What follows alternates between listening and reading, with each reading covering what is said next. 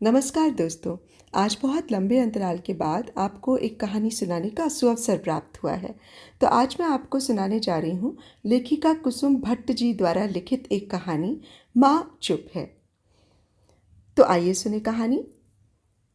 सदा की वाचाल माँ एकाएक चुप क्यों रहने लगी। माँ के बेटे बहू नहीं सोचते, कुछ पूछो तो हाँ या ना में गर्दन हिलाती है। बरामदे में बेत की गोलाकार कुर्सी पर बैठी माँ अनायास बीते दिनों में चली जाती है, जो बगल की आलीशान कोठी के भीतर झड़ चुके हैं, पतझड़ी मौसम के हरे पीले पत्तों के ढेर की तरह, जिन्हें उठाकर माँ समेटना चाहती है समूचा, पर पत्ते हैं कि अंजुलि से छूटकर हवा में तितर बितर हुए जा रहे हैं। क्या चमकीले समृद्ध दिन थे। समय का पंछी चहचहाता रहता। दुख भरे दिन बीते रे भैया, अब सुख आयो रे। माँ को दृश्य दिखता, पास रखी नाश्ते की प्लेट दिखती, जिसमें कटे हुए फल मुट्ठी भर मेवे दिखते, साथ ही मेथी आलू या गोभी का गरम पराठा दिखता, और अपनी खुलती भूख के साथ बड़ा गिलास गाय का शुद्ध दूध दिखता। माँ कुछ देर पहले खाई गई सूखी रोटी और आलू की सब्जी देखती, जिसे खाते हुए उसके दांतों ने इतनी कसरत की थी कि मसूड़े दुखने लगे थे। अपनी जड़ों से उखड़ते दांत दिन भर दुखते, रात को नींद पर वार भी करते। माँ रात भर कराहती, पर यह कराहना इतना धीरे होता कि दीवारों को भी खबर न होती। सुख भरे दिनों की गठरी खोलती माँ रात को चुपचाप रोती, किसी को उसके रोने के कराहने का पता न चलता। दीदी, ओ दीदी, कहाँ खो गई? कब से खड़ी हूँ, तुम्हें एहसास ही न हुआ? पीछे घर में रहने वाली जसुमती लाठी टेकती माँ के सामने आई। नाश्ता पानी हो गया? सेवा लगाने वो माँ के पाँव में झुकी। दीदी प्रणाम, क्या खाया आज? वो फुसफुसाई। रोटी सब्जी। माँ बगल वाली कोठी से पूरी तरह वापस आ गई। बैठ जसुमती, खींच ले कुर्सी। जसुमती लाठी पकड़े हुए कुर्सी खींच माँ के नजदीक आई। और कुछ नहीं बनता इस ठंड में? मूली पालक गोभी के गर्मा गर्म पराठे। उसने गर्मा गर्म पराठे जरा जोर देकर कहा। माँ हड़बड़ा गई। डर उसके छुरियों भरे चेहरे पर झपटा। इस उम्र में तला हुआ खाना कहाँ बचेगा जसुमती? माँ का चेहरा हल्के हल्के कांपने लगा। रसोई से बहू की खटर पटर की आवाज़ें आने लगीं। माँ का मन हुआ बहू को आवाज़ दे, थोड़ा चाय बना दे सरला, रोटी गले में अटकी है, पर अपनी इच्छा को सख्ती से दबा देती है। बहू भी क्या करे, बेटे पर लाखों के कर्ज का बोझ है। माँ को दिखता वो कर्ज का पहाड़, जिसके नीचे दबा बेटा सुदेश गर्दन भी नहीं हिला सकता। माँ सोचती वो बेटे का बोझ कम करने में समर्थ होती तो मन कितना हल्का होता। माँ को सिर्फ वृद्धा पेंशन मिलती है। माँ किसी से कुछ भी नहीं मांगती। मांगना उसे खुद को बेकारी बनाता है। कितनी भी तकलीफ हो, माँ को बेटों के सामने हाथ फैलाना धरती में धंसने जैसा लगता है। माँ को अपना आत्मसम्मान से बड़ा कुछ भी नहीं लगता जीवन में, जीवन भी नहीं। सरिता कहती है, यहीं रहो सासू माँ, हमसे जी भर गया तुम्हारा। सरिता माँ के चेहरे पर बड़ी बड़ी आंखें टिका देती। रात को सोने के लिए आ जाओ, दूध भी मिलेगा पीने को। सरिता जानती है देवरानी के घर में बच्चों के लिए दूध नहीं होता तो बेचारी सासू माँ को कहाँ से मिलेगा। माँ तुरंत कहती है, सरला ने देशी गौ का दूध लगा रखा है सरिता बहू, वहाँ भी कमी ना है कुछ। माँ का सपाट चेहरा देख सरिता का मुंह उतर जाता है। बेआवाज शब्द फूटते हैं, मर बुढ़िया, वहीं मर, आगे आगे आगे देखना होता है क्या। सरिता भीतर से खुश होती है, चलो बला टली। ड्राइंग रूम में कीमती सोफे पर धसी अस्त व्यस्त सासू माँ को देखकर वो कुढ़ती रहती। कितना गंदा हो गया ड्राइंग रूम। कहीं शॉल लटक रहा है बुढ़िया का, कहीं धोती का पल्लू, कहीं बाल गिरे रहते हैं, कहीं दवाइयाँ। कह भी नहीं सकती, पति का डर हर पल घेरे रहता। चलो जो हुआ सो अच्छा ही हुआ। बेटियां पूछेंगी तो तपाक से कह दूंगी, तुम्हारी माँ को सरला की सूखी रोटी ही पसंद है, तो मैं क्या करूं? मैं तो समझा कर थक चुकी कि रात को चिड़िया भी अपने घोंसले में लौट आती है सासू माँ। बड़े बेटे दिनेश ने माँ को एक कमरा दे रखा है जिसमें दीवान, 2 कुर्सियाँ, एक छोटी मेज़, कपड़े रखने के लिए अलमारी, अटैच्ड बाथरूम, एक छोटा गीज़र भी लगा दिया है। कमरा हवादार है। खिड़की खोलने पर हरे भरे खेत, मसूरी की पहाड़ियाँ दिखती हैं। फिर माँ ड्राइंग रूम में जाकर क्यों बैठती है? सरिता के दिमाग में धुआं भरा रहता है। बड़े बड़े लोग आते हैं, दिनेश गर्व से परिचय कराता है। ये माँ है सर मेरी। माँ ने बहुत अभाव झेले। अब मैं सोचता हूँ माँ को सारे सुख मिले। बड़े बड़े मेहमानों को अपनी माँ याद आती है। कोई वृद्धाश्रम में, कोई बहू के तानों से आहत, कोई अपना चूल्हा अलग किए काँप काँप कर रोटी बनाती। वे दिनेश से प्रभावित होते हैं। आपका ही जीवन सफल है दिनेश सर। दिनेश का बिजनेस फैलता है। वो आकर माँ के चरण पकड़ता है। माँ, तेरा आशीर्वाद फल रहा है। वो माँ के चरणों में कॉटन की महंगी हरे फूलों वाली श्वेत साड़ी रखता है। पसंद है ना? माँ निहाल होती है। उसकी सिकुड़ती आंखों से झर झर स्नेह बरसता है। दिल से दूनी रात चौगुनी प्रगति का आशीर्वाद। दिनेश के हृदय में माँ की पवित्र छवि है। उसे एहसास है कि माँ का बच्चों को पालने का संघर्ष कितना था। पिता को शराब की लत थी, रोज पी कर आते।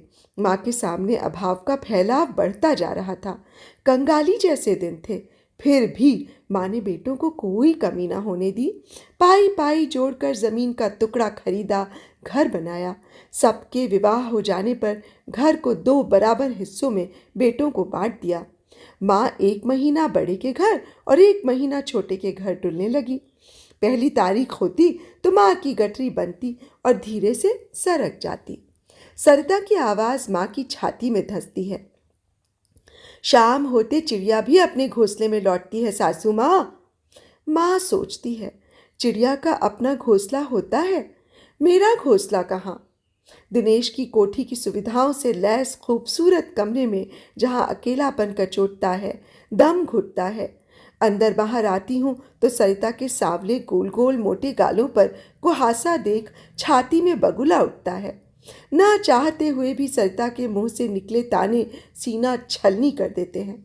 दिनेश माँ का उदास चेहरा देखकर पूछता है, माँ क्या बात है? कोई परेशानी है? डॉक्टर के पास चलना है? तकलीफ है तो बताती क्यों नहीं? वो चमचमाती कार निकालता है। चलो बैठो।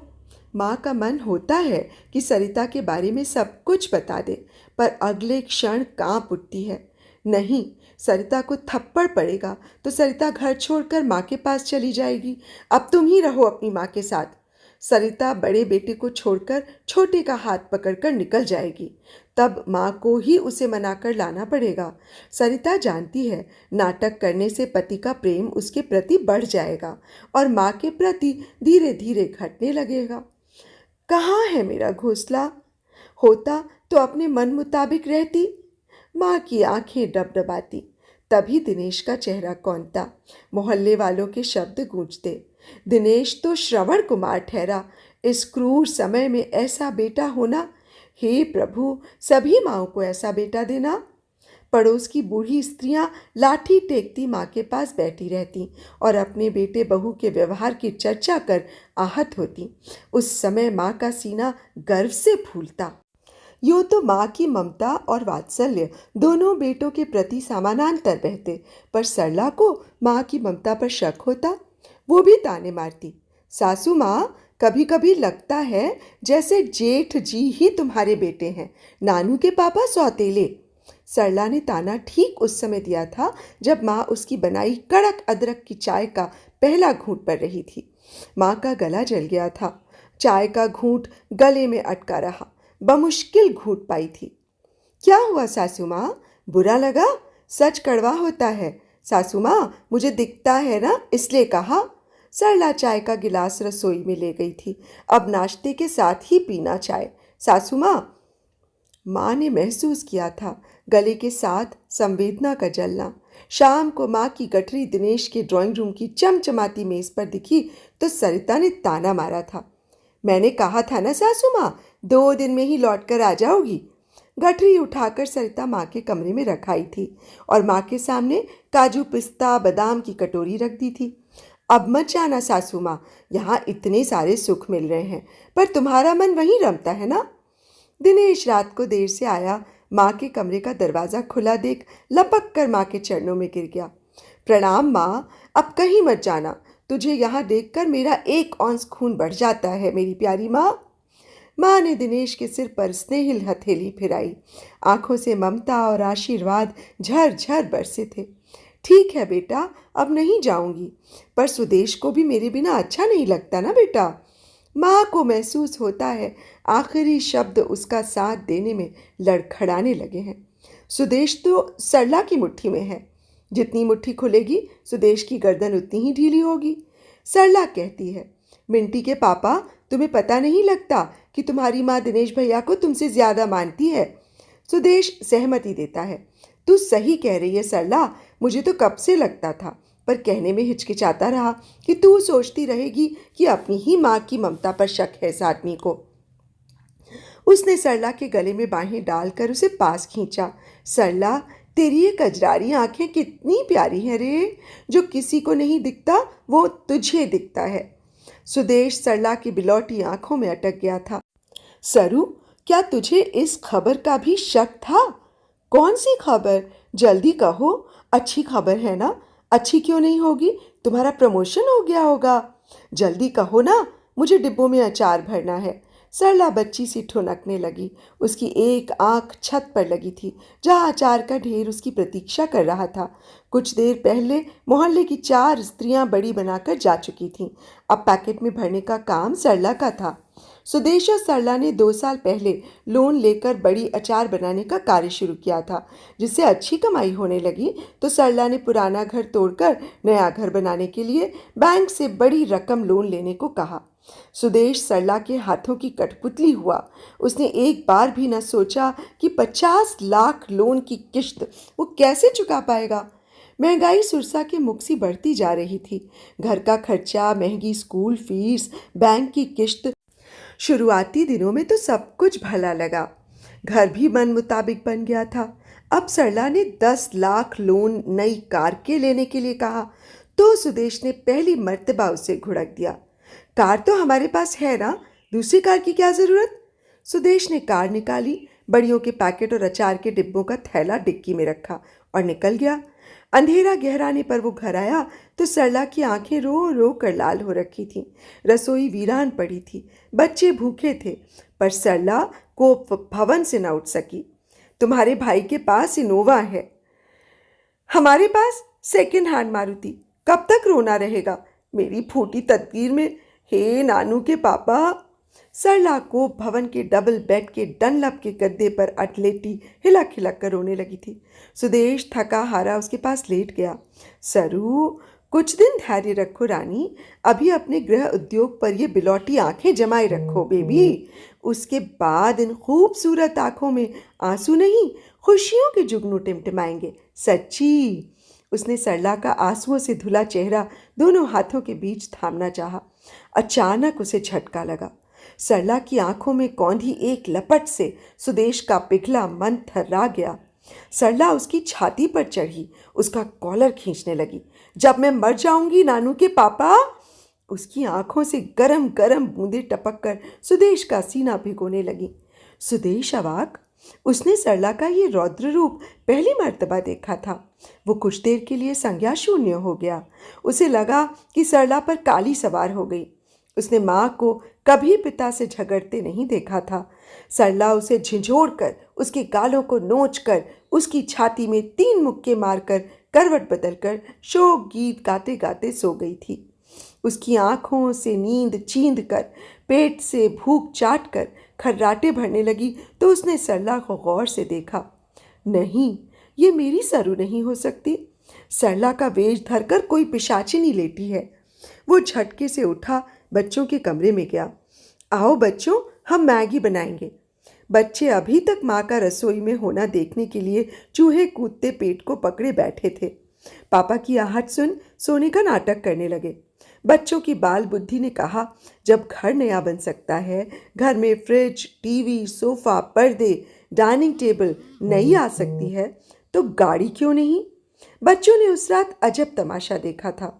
मम्मी को प्यारी मम्मी से पिशाचिनी में बदलते देखा था। बच्चों ने सुना था उस रात, जितनी चादर हो उससे दुगने पांव फैलाना अपनी शान में 4 चांद लगाना होता है। यही इस समय का सच है। उस रात चूल्हा रोटी के लिए बिसूरता रहा। घर का मुख्य दरवाज़ा खुला ही रहा। दोनों बेटे सूखे गीले गालों पर चिपचिपाती नमी के साथ चूहों की कूद को पकड़े नींद में सो गए। तो इनोवा उनके आगे झमक कर खड़ी हो गई। प्यारे बच्चों, आओ रंगीन सपनों की दुनिया की सैर करें। आसमानी रंग की इनोवा पूरा आसमान बन रही थी। बच्चे उड़ते जा रहे थे। आसमान से वे धरती पर बड़े बड़े मॉल देखते, उसमें घुस जाते, अपनी पसंद की चीज़ों से लदे फदे खुशी से बौराए बाहर निकलते। इनोवा खड़ी मिलती, वे बैठ जाते, इनोवा के पंख उगाते, वो आसमान में उड़ने लगती। बच्चे चमकते चांद तारे देखते, उन्हें पकड़ने की कोशिश करते। इनोवा का मुंह उग आता, उसके लिपस्टिक रंगे होठों के बीच दांत चमकते। चलो रेस्तरां में चले। इनोवा फुर्र फुर्र उड़ती हुई उन्हें रेस्तरां के गेट पर छोड़ आई। बच्चों ने देखा पिज़्ज़ा, बर्गर, बच्चों ने देखा कोल्ड ड्रिंक, बच्चों ने चॉकलेट का ढेर देखा। वे चॉकलेट उठाने लगे। इस प्रक्रिया में उनका कांधे पर लटका सामान से लदा बैग छूट गया। आंख खुली तो सब कुछ गायब। नानू ने मिंटी को झकझोरा। वो अभी गहरी नींद में था। उसे भी मिलता जुलता सपना दिखा। फर्क इतना रहा कि मिंटी की इनोवा सड़क पर चल रही थी, वो धरती को आसमान बनाने में असमर्थ थी। मिंटी की इनोवा दोनों के लिए मॉल गई थी और पिज़्ज़ा बर्गर लेने रेस्तरां। मिंटी नींद में बुदबुदा रहा था। नानू, ये मेरा है, ये तेरा। उसकी इनोवा एकाएक मम्मी में बदल रही है। आओ बच्चों, मसूरी घुमाएं। नानू के झकझोरने से वो आंखें मलते उठा। इनोवा गायब थी। अलबत्ता मम्मी रसोई में दूध गर्म कर रही थी। बच्चों की आंखें मिली। सपने सच होंगे भाई रे। मम्मी पापा में रात को ही सुलह हो चुकी थी। एक समय की भूख अपना रंग दिखा गई थी। बच्चे खुली आंखों से सपने देखते हुए स्कूल के लिए तैयार होने लगे। बच्चों की उम्मीद की टिमटिमाती लौ ने सपना देखना न छोड़ा और एक दोपहर ख्यालों की झूलती पुलिया से गुजरते हुए उन्होंने देखा सच की ज़मीन पर उनके खूबसूरत घर के आगे आंगन में आसमानी रंग की इनोवा अपनी समूची चमक दमक आन बान शान के साथ उनकी राह देख रही है। वे किलकारी भरते उछलते कूदते इनोवा पर लिपटने लगे। उन्हें लगा वो धातु की बाजीगरी नहीं, प्राणवायु से भरी दैवी शक्ति है जिसके भीतर उनकी खुशियां बिछल रही हैं। सुदेश ने किलकते बच्चों को देखा। वो रसोई से सरला का हाथ पकड़कर बाहर लाया। बच्चे भारी भरकम बस्तों का बोझ पीठ पर ढोते चहक चहक कर इनोवा की कौली भर रहे थे। उनके मुखमंडल से भोर के ताजा गुलाब झर रहे थे। उन्होंने देखा चिड़ियों सा चहकते बच्चों के चेहरे दीप्ति से चमक रहे हैं। वे भावावेश में वरामदे में ही आलिंगनबद्ध हो गए। बच्चे किलकते आए, उन पर लिपट गए। मम्मा पापा, आज हम पैराडाइज में खाएंगे। बच्चों की पीठ ने बस्तों का बोझ उतार कर फेंका। वे कपड़े खोजने लगे। सरला चॉकलेट मिठाई ले आई। सपने वाली ही है ना नानू? नानू चकित। उसने मिंटी को देखा। वो मम्मी के पीछे छुपता अंगूठा दिखाने लगा। शाम को 4 बजे माँ बच्चों का उल्लास महसूस करते हुए खुशी से विभोर नई साड़ी पहनकर हरे गलीचे वाले लॉन में बेंत की कुर्सी पर बैठी बच्चों का चहकना सुन रही थी। माँ को बीच की ऊंची दीवार को गिराने का मन हो रहा था। क्या इतनी ऊंची दीवार को खड़ी करना जरूरी था? वो बुदबुदाने लगी। कच्ची सड़क पर धूल का गुब्बार उड़ा। वो गेट खोलकर खड़ी हो गई। बेचैनी से माँ की देह में कंपन होने लगा। फिर भी उसे इनोवा के लौटने की उम्मीद थी। कुछ देर वो थर थराई खड़ी रही। धूल उड़ती सड़क को घूरती रही। टूटे मन देह से निढाल होकर फूलों के बीच हरे गलीचे में बिछी कुर्सी पर कटे पेड़ सी धराशायी होकर सिकुड़ गई। माँ को लगा उसने 35 वर्ष पहले हाड़ मांस के धड़कते दिल के बच्चे को नहीं, एक पत्थर को जन्म दिया था। माँ की आंखों में गर्म पानी मिचमिचाने लगा। डब डब आंखें भरने लगी तो साड़ी के पल्लू से पोंछते हुए अपनी तकदीर को कोसने लगी। ठक! मेज पर सरिता बहू ने अदरक इलायची की खुशबू उड़ाती चाय का कप रखा। अब देख लिया ना सासू माँ धूल का गुबार, इनोवा अब लौटने से रही, चाय पियो और नई साड़ी बदल लो। ही ही ही। सरिता जोर जोर से हंसने लगी। माँ को लगा कि सड़क से उड़ती एक मुट्ठी धूल झोंक दी है चाय के कप में। कितनी बार बोला, इस मनहूस सेर भर के मग्गे में चाय न लाया कर, स्टील के गिलास में पीती हूँ मैं। सरिता बहू की जले पर नमक छिड़कती हंसी के उछलते टुकड़ों के बीच माँ की चेतना में धूल के गुबार का विस्तार होते दिखा तो सरिता और जोर से हंसने लगी। दिखा दिया ना अंगूठा। नई इनोवा के आगे माँ को ही भूल गया बेटा। माँ पर गहरी नजर डालते हुए वो मुड़ी तो माँ ने चाय का मग हर एक गलीचे पर उड़ेल दिया था। रात के 10 बजे सरला बहू मिठाई देने आई। माँ के सिर में असहनीय दर्द था। वो बाम लगाकर कंबल से मुंह ढांपकर सोने का उपक्रम कर रही थी। सरला ने खिल खिल हंसते हुए कंबल उठाया और मिठाई का टुकड़ा माँ के मुंह में ठूंस दिया। हमने नई गाड़ी ली है सासू माँ, मुंह मीठा करो। माँ ने अभी ठीक से करवट भी नहीं ली थी। मिठाई का टुकड़ा उससे निकला न गया। गला भरा आया, आंखें मिचमिचाने लगीं। वो सरला बहू की आंखों में एकटक ठहर गई। सरला बहू, खुशी तो हुई थी मुझे भी, शब्द चाहते हुए भी गले में ही अटके रहे, होठों से बाहर न निकल पाए। आंखें डब डब बावड़ी होने लगीं तो माँ ने करवट बदल ली। सरला समझ गई कि बुढ़िया के दिल पर चोट गहरी लगी है। उसने मिठाई का डिब्बा सरिता को पकड़ाया। इस उम्र में सासू माँ को होटल जाना चाहिए कि मंदिर? सरिता ने होठों पर उंगली रखकर चुप होने का इशारा किया। सरला ने सारी खींच सुदेश पर उड़ेल दी। तुम्हारी माँ हमारी खुशियों में शामिल हुई है कभी? मिठाई खिला रही थी तो रोने लगी। सुदेश समझ गया, हमें माँ को भी साथ ले जाना चाहिए था। सरला बिफरने लगी। इस उम्र में बुढ़िया को तीर्थ व्रत करने चाहिए कि नहीं? सादा भोजन करना चाहिए कि होटल में नॉनवेज खाना चाहिए? इनके साथ की बूढ़ी औरतें सत्संग सुनाकर जीवन सफल बना रही हैं। हाँ, बुढ़ापे में जीभ चटोरी ही रहे, मन भागता ही रहे तो अंत कैसा होगा? सुदेश सोचने लगा। उसने अपने चिर परिचित अंदाज में कंधे उचकाए। चलो, माँ को भी इनोवा की सैर करा लाते हैं, मतलब तीर्थ यात्रा। सरला का सांवला चेहरा और काला पड़ गया। कहाँ और कैसे? अभी इतना खर्चा हो गया? सुदेश ने सरला के कंधे पकड़कर उसकी भैंस जैसी आंखों में देखा। तुम्हारी माँ को भी तो बुढ़ाकेदार की यात्रा करनी थी। सरला की आंखों में चमक आ गई। अरे हाँ, माँ सेम मुखेम की यात्रा भी करना चाहती है। पल में तोला पल में माशा। माँ तो माँ है, चलो देर आए दुरुस्त आए, अपने ही बच्चे हैं। माँ खुश। बूढ़ा केदार सेम मुखेम पैदल भी चलना पड़ता है। माँ द्वंद में जाऊं कि ना जाऊं? माँ ने टीस मारते घुटने पकड़े। ठंड भी ज्यादा ही है। दिनेश माँ के लिए गरम पजामा, शॉल, स्वेटर, जूते ले आया। बूढ़ा केदार, थोड़ा सा पैदल चलना है, सेम मुखेम घोड़े पर बैठकर चलना।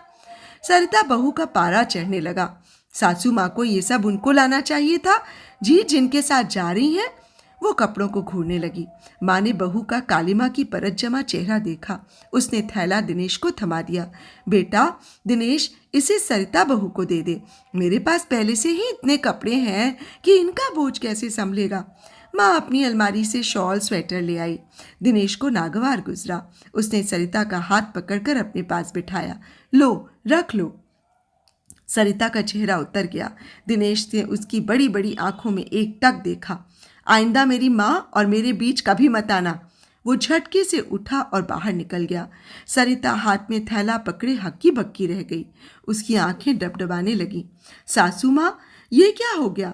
मैं तो आपके दूसरे बेटे बहू को उनका फर्ज याद दिलाना चाहती थी। आप कपड़े क्यों लौटाने लगी? उसने माँ की गोद में थैला रखा और रोते रोते माँ के पांव पकड़ लिए। अब माफ़ भी कर दो सासू माँ। माँ भी द्रवित हो गई। कोई बात नहीं बहू, इतनी छोटी सी बात के लिए रोती है।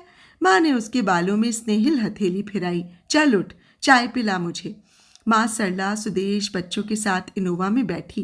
पिछले अवसाद के सारे चिन्ह गाड़ी में बैठने पर धुल पुछ गए थे। 5 दिनों की यात्रा में माँ का बहू बेटे समधन ने खूब सत्कार किया। माँ का दिल बाग बाग हुआ। कृतज्ञ भाव से लौटी माँ ने सरिता बहू का कुहासा भरा चेहरा देखा तो उसके मुख में सुख में छलावा पड़ गया। सरिता बहू ने माँ को प्रणाम किया और चाय बनाकर माँ के कमरे में ले आई। माँ कपड़े बदल रही थी। वो माँ के पास अंगद के पांव सी खड़ी हुई। सासू माँ, अब तो पड़ गया ना तुम्हारे कलेजे में चैन? हमारे बीच झगड़ा करवाकर यात्रा का पुण्य लूट लिया। माँ कुछ समझ न पाई। ब्लाउज के बटन लगाते हुए प्रश्नवाचक आंखों से देखने लगी। सरिता फुर्ती से टूटी चूड़ियों के टुकड़े उठाकर लाई। देखो, तुम्हारे बेटे ने उसी बात पर मेरा हाथ मरोड़ दिया। वो खाली कान दिखाने लगी। मेरा कुंडल भी छिटक कर जाने कहाँ गिरा। इतनी जोर से थप्पड़ मारा। वो डब डब आंखों से माँ को देखने लगी थी। माँ अवाक। जैसे ही सरिता पलटी, माँ की गठरी सुदेश के घर पहुंच गई। रात को दिनेश आया। माँ का कमरा देख प्रश्नवाचक आंखें सरिता के चेहरे पर टिकाकर जवाब तलब करने लगा। सरिता दिनेश के उतारे कपड़े अलमारी में संभालती हुई बोली, सासू माँ आप वहीं रहेंगी? पता नहीं क्यों मेरी बनाई चाय भी नहीं पी। सरिता की आंखें पनीली होने लगी। इतनी सेवा की, पर सासू माँ को 4 दिन में सुदेश सरला में ही सारे गुण दिखने लगे। अब वे वहीं रहेंगी। उन्होंने कहा कि सुदेश भी मेरा ही बच्चा है। इस बार देख लिया उसे। इतनी सेवा की दोनों ने कि लगा श्रवण कुमार, इससे बढ़कर क्या होगा। दिनेश का मन बुझ गया। वो माँ को अपने से अलग देखने की कल्पना भी नहीं कर पाता था। वो माँ के लिए सिंगोरी और अखरोट लाया था। माँ का हिस्सा सरिता को थमा दिया। माँ यहाँ आए तो दे देना। माँ नहीं लौटी। उसका मन दिनेश के लिए अकुलाता, पर सरिता बहू का कुहासा भरा चेहरा, शब्दों के व्यंग्य बाढ़, उसकी डब डब भरती आंखें याद आती। माँ के जेहन में उथल पुथल मचने लगती। उसके बड़े हुए कदम थम जाते। मेरे कारण तुम दुखी क्यों रहो सरिता बहू? माँ खुद में ही बुनबुनाने लगती। वो सरला से पूछती कि मेरे कारण सरिता दुखी क्यों है। वो मोहल्ले की स्त्रियों से सरिता के बारे में कहती। स्त्रियाँ कहती, बहू तो पराई है, पर शांति बहन, बेटा तो तुम्हारा श्रवण कुमार ठहरा, उसे क्यों सजा देती हो? पर माँ का हट। माँ किसी की बात नहीं मानती। माँ सरला के साथ खूब सहयोग करती। दालें साफ करती, बड़ियाँ बनाती, अचार के लिए मसाला रांधती, भोजन बनाती। अनगिनत सारे काम माँ बिना किसी तनाव के खुशी से करती। सरला को समय मिलने लगा। वो पार्लर जाती, शॉपिंग करती, कभी माँ को घर की जिम्मेदारी सौंपकर बच्चों के साथ घूमने निकल जाती। उसका चेहरा दिनों दिन कमल फूल सा खिलने लगा। पर माँ का हर घड़ी ज़रूरत से ज़्यादा बतियाना उसे असहज कर देता। माँ उस पर जितना अधिक विश्वास करती, वो माँ और अपने बीच की दीवार को और ऊंची कर देती। आप बहुत बोलती हैं सासू माँ, मुंह को बंद रखना भी सीखो कभी। हर घड़ी चक चक। वो माँ का मजाक उड़ाती। माँ को झेलना उसे नागवार लगता। ये बुढ़िया तो हमारे ही गले पड़ गई। माँ से वो दिनेश और सरिता के राज उगलवाती और फिर उनकी लाठी से माँ को मारती। माँ तनाव में रहने लगी थी। सरला माँ को जख्म दिए जा रही थी। तभी माँ की बड़ी बेटी सुगंधा का आगमन हुआ।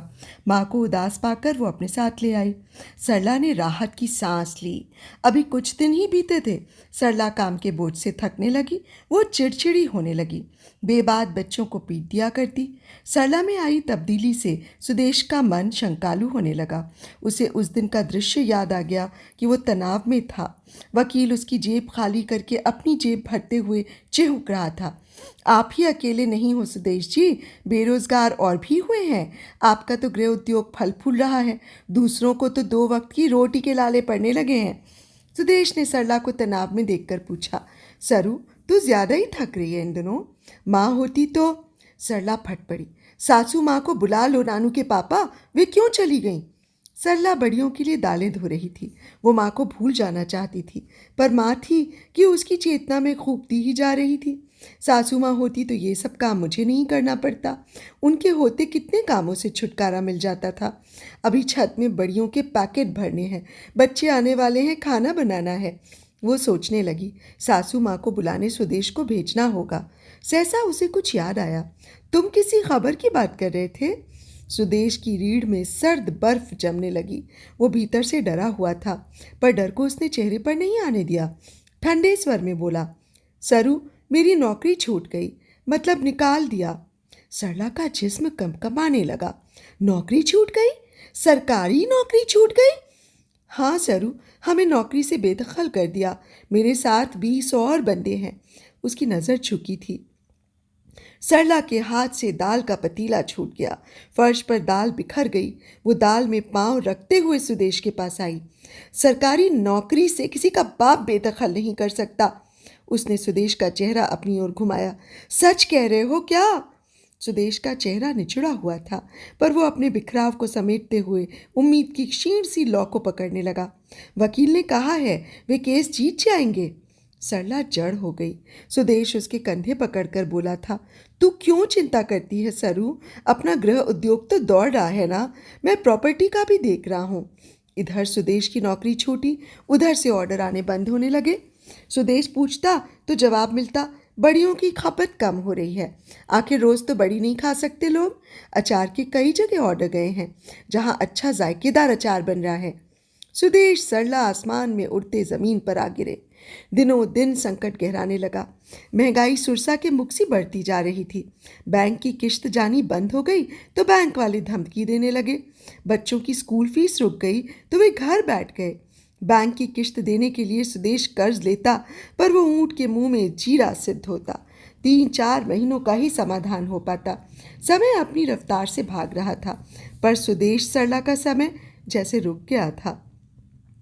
इस बीच दिनेश माँ को ले आया था। माँ सुदेश के घर झांकने भी न गई। माँ ने देखा बच्चे घर बैठे हैं तो दिनेश पर दबाव डालकर बच्चों की साल भर की फीस जमा करवा दी। बच्चे स्कूल जाने लगे तो माँ के झुर्रियों भरे चेहरे पर धूप खिलने लगी। माँ ने देखा बैंक वाले ताला लगाने आ गए हैं। हल्ला गुल्ला सुनकर मोहल्ले वाले बाहर खड़े हो गए। माँ ने दिनेश को कहा। दिनेश ने हाथ खड़े कर दिए। माँ, तुझे नहीं पता, कई मर्तबा दे चुका हूँ। पिछले दिनों इनोवा की सर्विसिंग करवाई, बिजली का बिल चुकता किया, फिर भी दोनों जाने क्यों बात भी नहीं करते। एहसान फरामोश। माँ ने कुछ धनराशि सुगंधा से दिला दी, वो भी 4-5 महीने की किश्त में चली गई।